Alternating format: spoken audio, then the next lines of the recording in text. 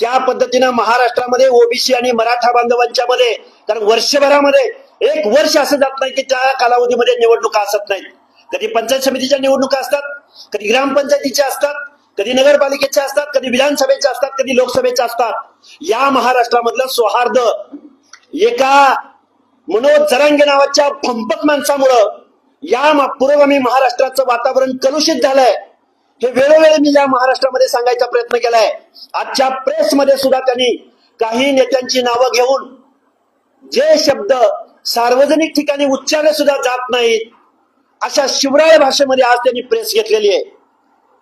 त्यांनी एका ठिकाणी म्हणलंय की या माणसांना काय दिलं, त्या माणसांना काय दिलं, या 300-400 जातींच्या वाट्याला काही आलं नाही असं त्याचं म्हणणं आहे.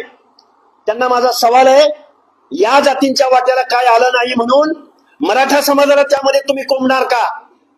जो सामाजिक दृष्ट्या कधीही मागास नव्हता, जो घटनेमध्ये त्याचा कुठेही सुतोवाच नाही, राज्य मागासवर्ग आयोगाने वेळोवेळी या गोष्टी नाकारलेल्या आहेत, सर्वोच्च न्यायालयानं सुद्धा या गोष्टी वेळोवेळी नाकारलेल्या आहेत.